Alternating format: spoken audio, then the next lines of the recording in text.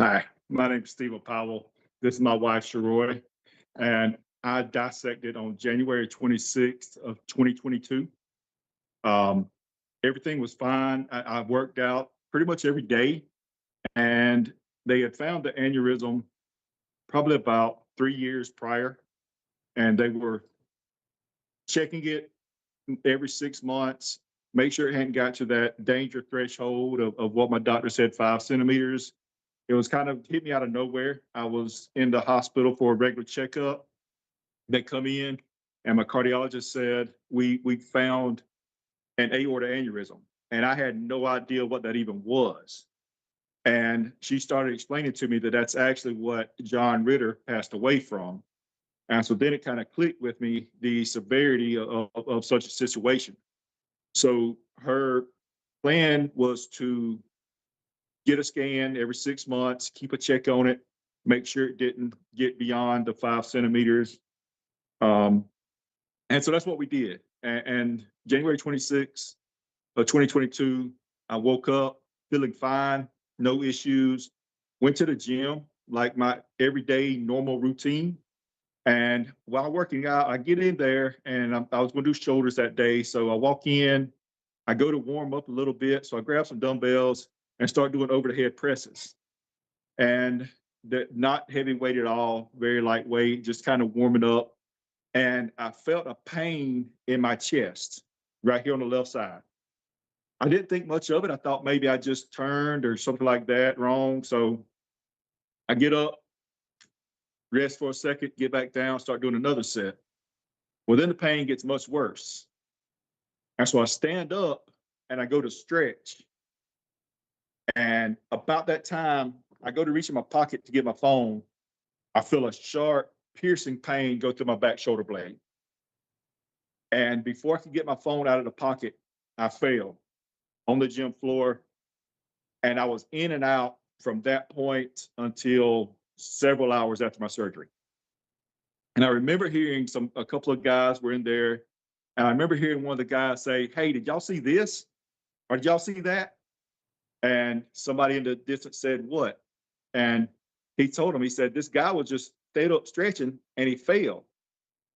And they come to me. Luckily, they had a medical background. And so they start trying to get me to move. And I could move my right side, but I could move nothing on my left side. I couldn't talk. I couldn't move my arm, my feet, nothing. And so they're trying to converse with me, and I'm in and out of consciousness. And I remember one of them, he goes to church with us, very good guy. He calls my wife since he's, you know, knows of her, knows of us, and he's telling her. And I remember being on the gym floor trying to yell to him to tell her and the kids that I love them. Because at that point, I honestly thought I would never see them again. And they had called 911. The ambulance get there, and I remember them saying, take him to a certain hospital here. We got two here in town, and they told him which one to take me to. And when I got there, I didn't remember just about nothing else. I remember wheeling me into the hospital. This is when COVID was kind of at its peak. So they were trying to swab me for COVID. I remember going through the CT scan and trying to hold an arm up that I couldn't do nothing with. And so as that goes on, I remember hearing a male voice. I don't know if it was a doctor, nurse, whoever. I remember hearing someone say, "He's not going to make it." And up to that point, I was stressed, worried. Every time I come into consciousness, I was freaking out. If you know me, you know I cannot stand to be restrained. So I was absolutely going nuts until I heard that. And all of a sudden, a calmness come over me that I have not been able to explain since then. And I was very calm at that point. And that's the last thing I remember up until waking up. So my wife was there. After they called her, she met the ambulance there. And I'll kind of get her to maybe explain what she heard the doctor was telling her, and let her talk about that part. Okay. That experience was very traumatic. I remember feeling scared. I was very hopeless. At that time, we just had our third child, and she was 2 months old. So, hearing what the doctor told me, he told me that, Steve wasn't going to make it, and to call all our family, that's around, and to meet us at the hospital. He did give me an option. He said that he can try the surgery to try to repair it, and he won't make it, or he don't try the surgery and the outcome was still the same, that he was not going to make it. And of course, he's my husband. I love him, and I didn't hesitate to say I want him to at least try. So we have a big hospital in our area. Y'all probably familiar with it. Is UAB, University of Alabama, Birmingham. Birmingham, and they said they cannot airlift him there because they was on diverge and they would not take any more patients. So the surgeon that's here in our local area um, said he'll try it. He'd never done a surgery like that, but he'll try it because he had 30 years plus experience. So of course I called the family. Steve Color looked horrible. It's almost like he had the death mask on, when somebody getting ready to expire or die. It was just awful. Color, everything. I don't think he was in agony, screaming out. I mean, the situation was horrible. Um, they was telling him not to move because, again, all the movement, his aorta is constantly tearing. I mean, every move he make, but he was going in and out. They did tell me he may not talk or walk again because they told me they thought he had a stroke because he couldn't speak really. Um, and I was willing to take that risk. And so they got him up to the surgery, and it seemed like forever. Gosh, it seemed like eternity. Um, his mom was there, family was there at the time. Like Steve said, it was COVID time. So on a limited, family can come up to the surgical floor. But my family pretty much pushed their way through, and his family and everybody that we wanted there was there. I remember just sitting there thinking, what I'm gonna do without him. We got these children, I got a total of three, and we just had the newborn. Um, I At that point when they said he wasn't gonna make it, honestly, I prayed for his salvation, and I told the Lord it was okay. We were gonna be fine, and I just pray he wake up in front of him. Um, his mom, all of us were, I mean, it was a mess. We was in the surgical floor, everything. And I remember this nice lady coming up to me, praying for me and told me everything's gonna be okay. And I did, I was sad, but I also felt at peace about it. So again, the surgery took forever. Um, After that, the phone rang in the surgical room to give us an update. And they said that he was still doing well, still battling.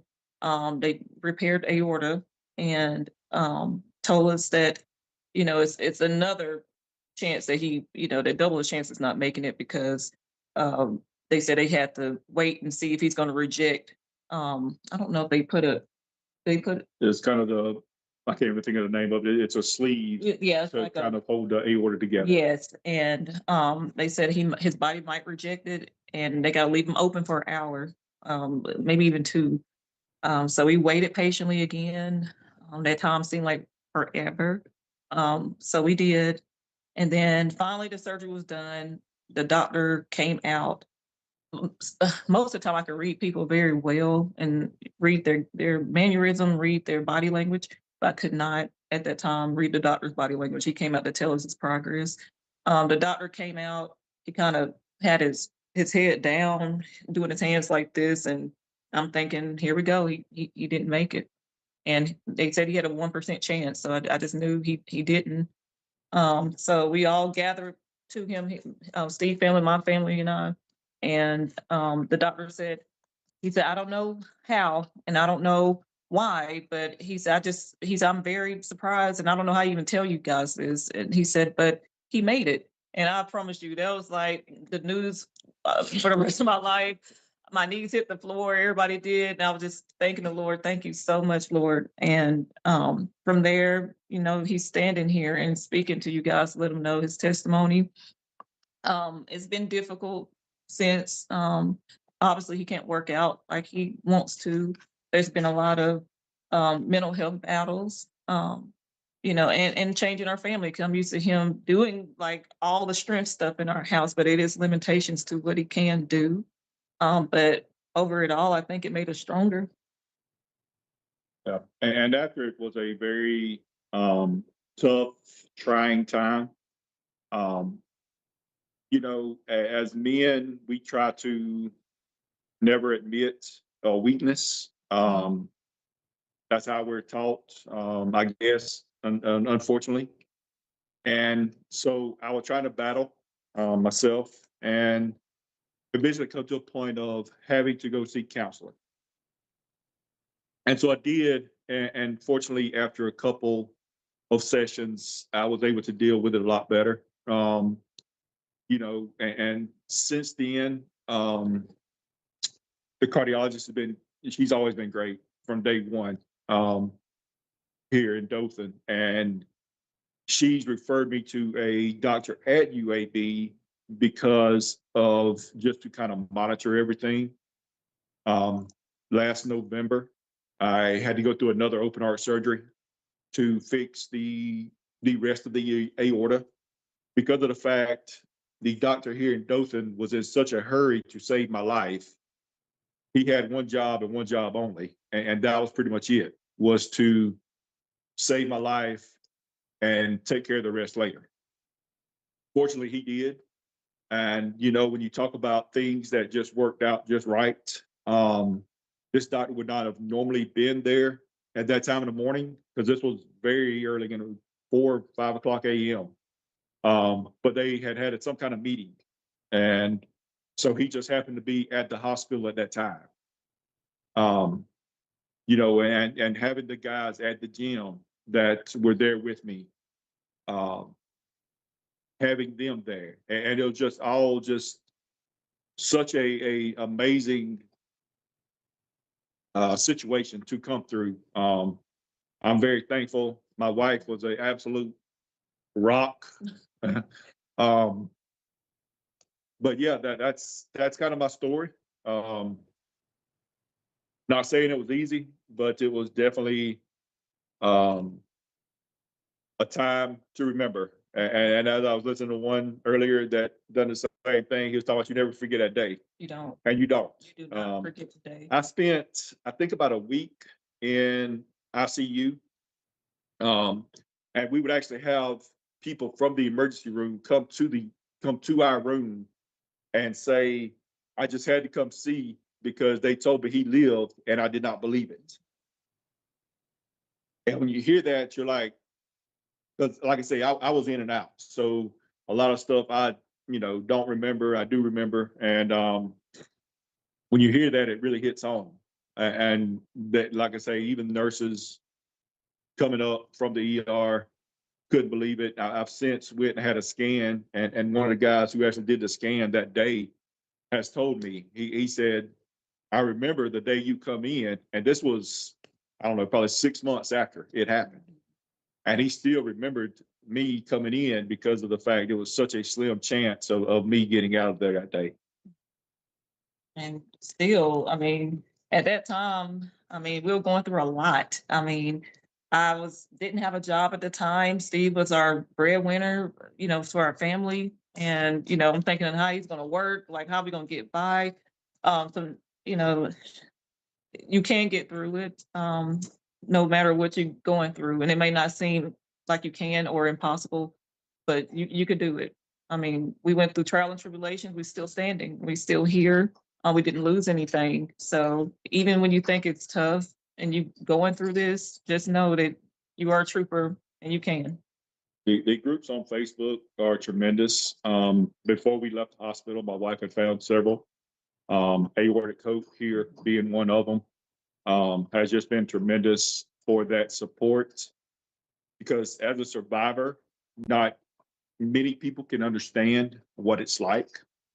So you have many other survivors all throughout the world that can relate to what you've been through. And so I definitely encourage you know, that's such a great thing that we're able to use this outlet, this, And it's helped. yeah, It's definitely helped helped. Steve. I mean, because at first when it happened, you think you're the only one out there that went through this, and you thinking, it's so many things went in his head. Is he the cause of it? Why me? Just many factors. And when we found out about this group, then it has helped us get through a lot. You hear different stories. You're like, oh, he sound like me, or she sound like me. That's the same thing I did. Then you feel bad for the ones that didn't get a second chance. So it has helped cope with coping. But that's our story. I appreciate anyone who was on. Yeah. I don't know if anyone's got any questions there, Josh, or. Yeah, let's take a look at chat. Thank you so much for helping us share your story. Velda and Tom say hello. They're two of our long-standing supporters. Again, when we first met, I didn't really dig into the story because I wanted to wait. I understand you've had 2 open heart surgeries. Can you tell us a little bit about going into that second surgery? I said after the first one, I would never have another one. The healing process is very, very difficult. And I said I'd never have another one. But being faced with having a planned surgery, and the doctor, when I saw him in Birmingham, his first words were, this part's fixed, but down here is not. And my question was, well, what happens if we don't fix it? He says, I don't know. And basically, he can't say either way. And so my thought was, I'm not going to go through this again, but I've got too much to lose. And it was very difficult because I told people, the first one I didn't know what I was having. This one I was preparing myself, trying to prepare myself. So mentally it was very tough. When it got here, I think I was a little bit more okay with it. I was like, okay, let's go ahead and get this done, get it over with, and hopefully I'll be fixed and get back to some sort of normalcy. So mentally it was very tough. But I will say coming out of it was much, I don't know, much easier is not a good word here, but it was able to, He coped with it better. It was very tolerable. I don't think his pain was intense as it was the first time that I can remember, because I seen him go through it. To me, he was up walking in no time. He didn't take half of the pain medication he'd done before. He woke up and was off the ventilator pretty quickly this time. To me, the healing process was about 4 weeks for him to be okay and walking around doing things. It was a lot quicker than it was the first time. The first time it took maybe 3 to 6 months for him to even feel halfway better. But he could tell a difference after 4 weeks, start doing things on his own.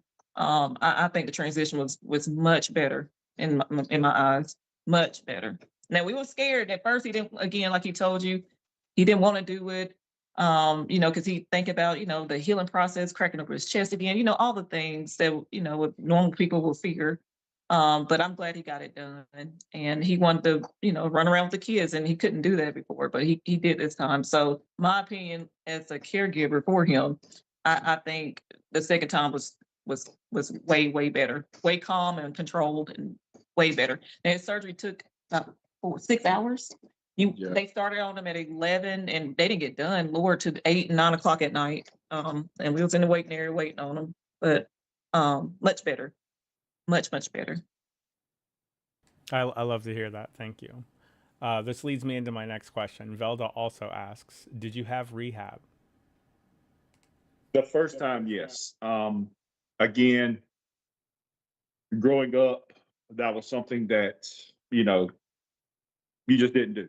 You toughed it out, got through it, but I had no choice after a while. And so, yes, I went through, I think about 6 weeks of rehab the first time.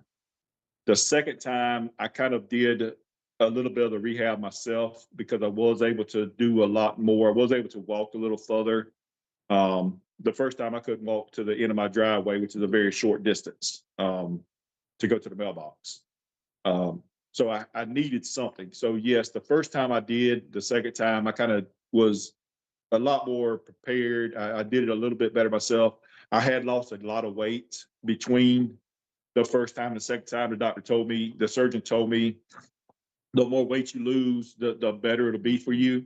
And that is a fact. And so I think that was a big factor in the second time not needing it. But the first time, yes, I definitely had to have it. And then with the rehab, it took him a while to agree to rehab. He did not want to do it, but I think having rehab factor into his healing process, it helped a lot. So anybody going through the surgery or preparing for the surgery, I would say definitely reach out and do the rehab. The rehab is much needed. It'll get you where you need to be quicker. I thought you did after this surgery. You went for a little bit. You did. Second time. Okay. Okay. Okay. What about how often you've had to change your medications? Did you run into any side effects? I can't remember any side effects other than being really tired off of the metoprolol. And so they reduced that dosage. I come off of it for a little while, but I had to go back on it. The blood pressure, same thing. Blood pressure medicine they had to reduce quite a bit after the surgery because my blood pressure stayed high up until that second surgery, and so they did reduce it. But as far as side effects, I didn't have any major. That would be the main thing, which is so tired. I still get tired in the afternoon, but nothing like it was. Right on. In fact, they took him off a lot of his blood pressure medications and everything, and a lot of titration. He came up a lot as he healed. So at first, when he dissected the first time, we were dealing with a lot, and it was a bunch of medications. Hemodynamically, he was not stable because it was such an urgency. So at first surgery, it was a lot of medication, a lot of getting used to. But the second surgery, they start titrating him off medication. Blood pressure was fine because again he lost the weight, so he's not on near as much medication as he was before. And I do remember you got dizzy a lot with the medication. Your blood pressure kept dropping. And then just keep that communication line open with the doctor, and just let them know everything, every side effect you're feeling, and they'll definitely dive in and find a solution, because they told him to take, was it a half a time? You were taking food, and we did a lot of adjustments in the hospital the second time around just to get his blood pressure where it needs to be, because he let them know, hey, this made me feel like this, or this made me feel too tired. My heart rate on my watch is dropping to 50. I don't feel good. I don't feel well. And they made sure we did adjustment, and we tried stuff on our own to see if it works better than taking a full tab. Just take half in the morning, half at night. So it's a lot, and it took a while, maybe a month or two, to get that straightened out, and then it's fine now. Yeah, I want to stress how important it is to know there are 7 billion people on the planet. They're not going to get the medications right out of the gate 100% of the time. No. So please, if you're feeling any side effects, make sure you bring it up to your medical professionals. Just like you heard today, they will juggle things around. They want you to be comfortable so that you can rest, which brings me to my next question. How's sleep going? Sleep is now going pretty well, almost too good sometimes. But initially, of course, you have that laying in recliner, and not getting sleep because of the pain, or because of if you move a certain way, it's a sharp pain coming through. Just being tired, and now it's I'd say now it's good, other than just in the afternoon I need a nap. Now, whether that's just me being lazy or something to do with it, but it's tough. That not in the middle of the afternoon, it gets a little tough. Okay, and it's staying pretty stable though, so that's that seems like a new normal. Yes. Yeah. Okay. How are you keeping up with your exercise today? Today is, kind of very little. I actually had a guy ask me last night at church if I was still working out. And I told him no. Between being a little limited, I was very strong prior to this. And being limited in the amount and the PTSD from it happening in the gym, I think is the biggest part. So my workouts are pretty much non-existent other than walking. 10-year-old daughter plays softball. So I'm out there with her pretty much every day, um, pitching her, throwing her, and walking to the end of the cul-de-sac and back. Not as active as I should be, but I do try to get a lot of cardio in whenever possible. Yeah, I love hearing that you're trying to get your steps in. This is important for everybody in the community. Do as much as you can without stressing yourself.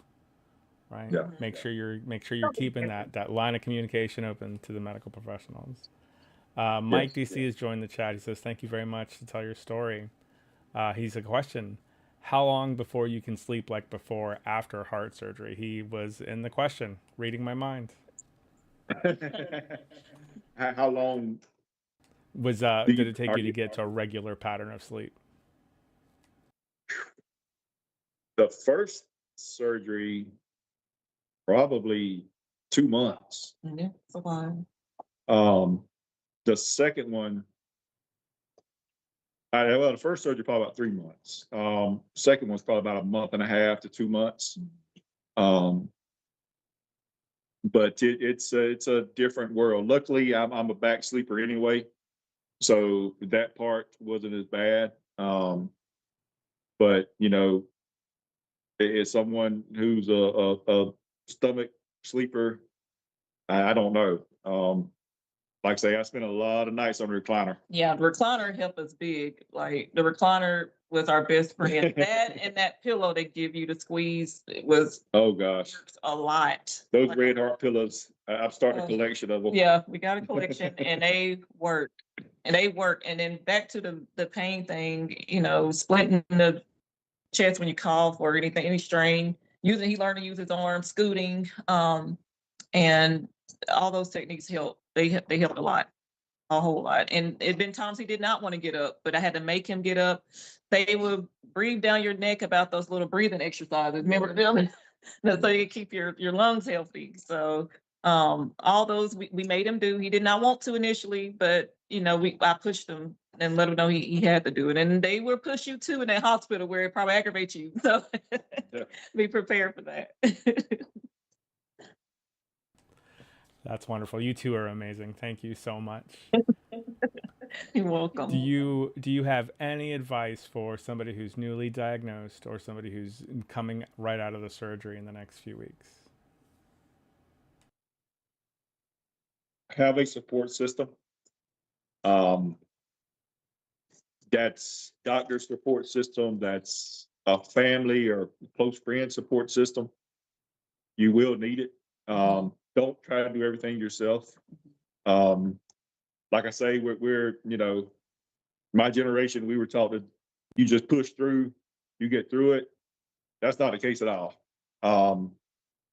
Stay on this site, the other sites that has people who has dealt with it, and exercise up to very, when I say exercise, the exercise your doctor recommends. I know on the site here, there's also someone who gives a lot of information on exercise as well. But keep a check on it. Like I say, we was checking every 6 weeks, every 6 months on mine, and it still happened in between that time frame. So definitely listen to your doctor, communicate with your doctor on what's going on. Make sure that doctor has a reputation of dealing with this thing. A lot of doctors don't deal with this. They don't know anything. They know about it, but they have never dealt with it because there's not many survivors of us out there. Very unique. So make sure you're communicating with someone who can give you some advice there. And I will say too, back to what Steve said, the support system is big. So if you plan on having surgery, you'll need somebody there at least the first 2 weeks. They need to be home with you where they could help you with your needs, because it could be very difficult for that person alone. So I will say that. I'll always say too, if you have high blood pressure, most of the people with dissection sometimes does. Make sure you keep up with the blood pressure, even when you feel like it's low, because that's big once you go through the surgery, so you won't develop any more aneurysms. Steve and I still battle that. We try to make sure that blood pressure stayed like they want his range and parameter. We want his systolic or the top number to be no more than 130. So that's going to be very, very big and different if you're not used to that. Be planning now, because sometimes hospital stays get to be very expensive. So start planning ahead. What else? You'll need a driver. I had to drive him lower for 3 Yeah. 3 months. So somebody need to be a designated driver for you, because even after his second surgery, they told him at least a month. So I had to plan. I did everything, drive him around. Basically, I was his babysitter. So you'll need that designated person, or maybe rotation with family. That's really big. And know that you're a warrior and you will get through it, because even though although Steve went through it twice, he just felt like he couldn't do it anymore. And you can. We're sitting here right now to tell you you can. And you feel like you can't. You're gonna feel like you can't. Immediately after surgery, Steve said he can't, but he did. So you can too. You can. And the diagnosis is hard. I know you feel helpless. I know you feel, why me? Because sometimes Steve still has those questions, why me? But you are a warrior, and you are a testimony to someone else, and God is using you. So just know you're not alone. There's people on your side like us that's going to be there, and you will get through it. Reach out to others. Like I say, don't be hard-headed like me and not want to go through therapy or go through counseling. Even mental. Counseling if you need it. Because it's a tough battle coming out of, and I hope I'm not being negative or speaking the wrong thing, but I'm a very honest person. Yeah, mental was bad. I mean, his mental health, it will get you. Sometime after blue, he'll just cry. That's normal. I don't care if you have the toughest man in front of you, it will get you. And, like he said, that's one of the cons to it, and, our side of experience, you can, I mean, it'll get you down. But that's just part of it. That don't mean that you're soft or a wimp or anything. It's okay. It's okay. And definitely, again, get a check on the mental health, because the mentalness of it and depression is real. So speak out about it. Don't feel ashamed about it, because it is real in that situation. Thank you very much. I love that message, and I think that's a wonderful place to say, don't forget to like and subscribe. Go ahead and let those people know. Yeah, definitely like and subscribe. That's right. This is a great outlet. It helps us. Oh. All right. Well, thanks again. Thank you for letting us share your story. Have a wonderful Aortic Disease Awareness Month, and we will see you guys again very soon. All right. Thanks, Josh. Thank you. Thanks, everyone. Thank you so much. Bye, everybody, and good luck.